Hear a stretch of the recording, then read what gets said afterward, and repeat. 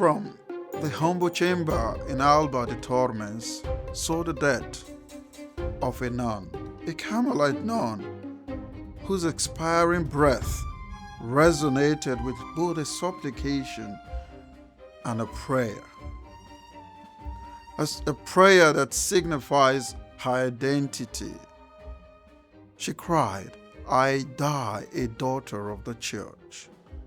400 years later, her life and personality draws and endears people to her. She is known by several titles: a woman, a mystic, a spiritual director, a writer, a teacher. In 1970, Pope Paul VI conferred on her the honor as being the first woman doctor of the church.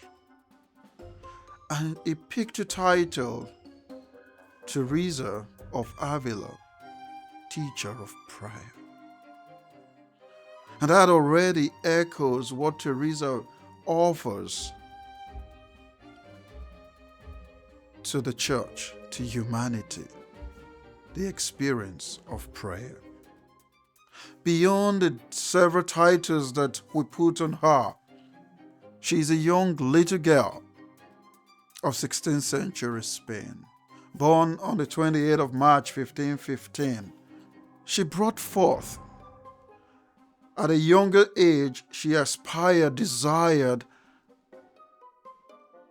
a deeper relationship with a God she knows loves her. She echoed something of great love by those words that she pronounced, "I want to see God. I desire to see God." Already from that childhood, she understood that there is a God that desires her. On the 4th of April, the day she was baptized, was also the day a monastery was opened in Avila called the Monastery of the Incarnation.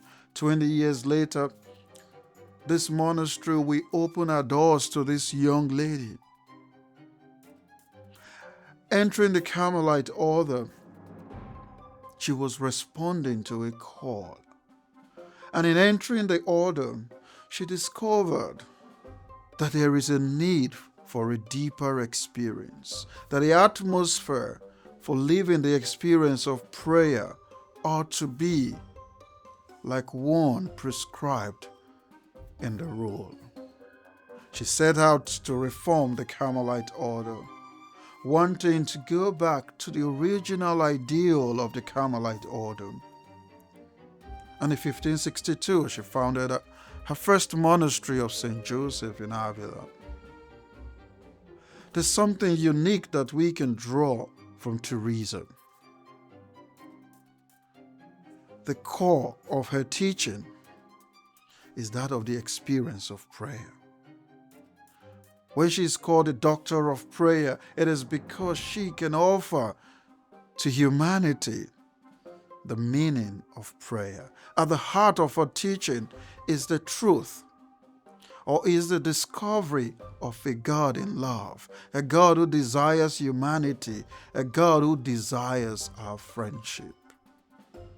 And so for her, an authentic Christian is the one who prays. Not the one who says things to God, the one who enters a relationship with God. Prayer for her is an invitation into a relationship. And this relationship, it's not a monologue relationship. It's one of an awareness. I know with whom I am speaking, and I listen to the one with whom I am in a relationship. That is a profound understanding and what characterizes her prayer when she defined prayer as a loving conversation between friends. She captures the reality that prayer is nothing else but a love relationship. A relationship that holds its bearing at that level of deep friendship. She draws from the understanding that Jesus put forth in the gospel. I no longer call you servants, I call you friends. And there's a simple reason Jesus used that term. I call you friends because I have made known to you the secret that the Father has revealed. So a relationship in prayer is that the Father unveils himself to you. And this is what Teresa wants everyone to draw from. That the heart of the Father in the image she puts forth in the interior castle, that His Majesty, the Father, is at the center of this castle. The castle that you are, that I am. This castle whose dignity and beauty is of great value. For God to dwell in you means that you are worth more than anything. And for you to become the ark of God's covenant, it's because God delights in you. And so the invitation is simple. Let me be your friend. God wants to be your friend. She outlined several principles that can guide us on this path to go deeper in this relationship. She offered us several helpful hints. But two important things I would like to draw from her teaching: how to pray and where to pray. Teresa offers a posture for prayer, as well as an attitude to prayer.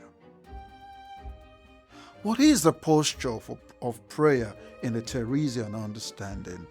Take your mind back to the Gospel of Luke, when Luke described the Pharisee and the publican.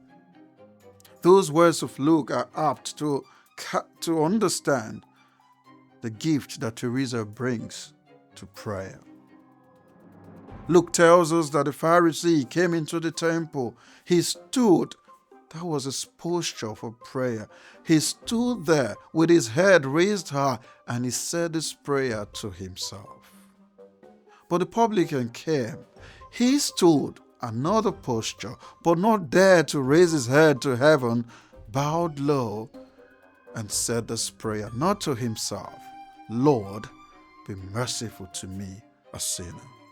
And so Teresa offers a posture.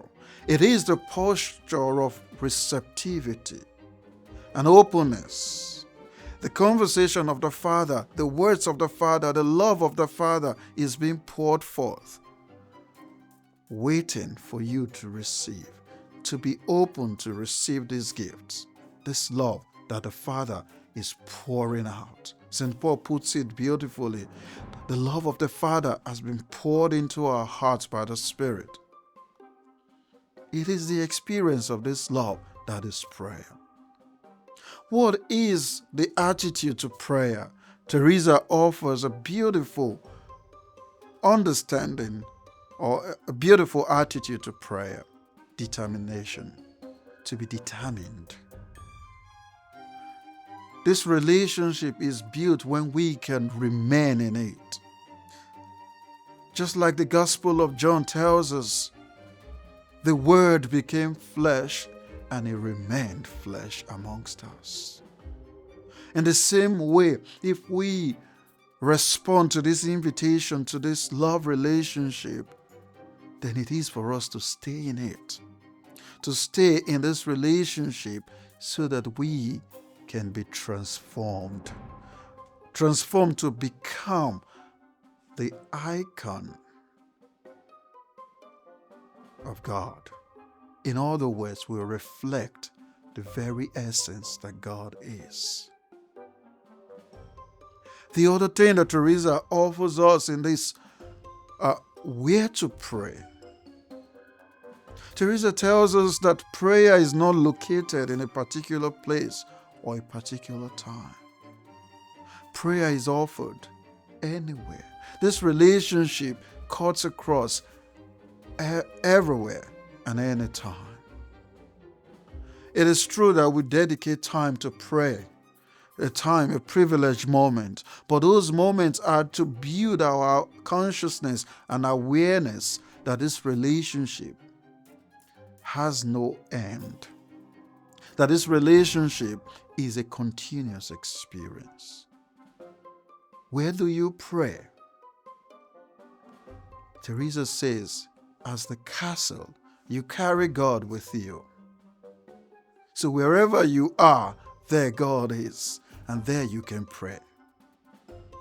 As far as you are aware of and conscious of the presence deep within your being, you are engaging in this relationship. So prayer is not about telling God what I need. Prayer is about opening myself to the manifold gifts that God pours forth. Those words that God is speaking right in the depth of my being. That is the experience of prayer. And so for us today, living in this time, how is this relevant to us? It is relevant because we have become transactional Christian, transactional Carmelites. We offer God our time and devotion in return for something. We hold God responsible for something because we feel we've done our part. It becomes a transaction. And so we move from seeing prayer as a transactional relationship to a better relationship. A relationship that gives without counting the cost, because God gives everything. And when Teresa said that we are made, the soul is of magnificent beauty and marvelous capacity, it is that God has invested everything in the soul, Himself included. And so if God has given Himself, why not give your all? To embrace the teaching of Teresa, it is important for us to make a journey. Teresa invites us, the journey from the first mansions to the very seventh mansion. It's a journey of liberation, a journey to be free. Teresa invites us to become the perfect reflection of God. What happens when we arrive at the seventh mansion? Teresa says that we see the true reflection of who we are. We don't discover God. We don't come to realize something new about God. No, we see a true image, a true reflection of who we are, created in the image and likeness of God.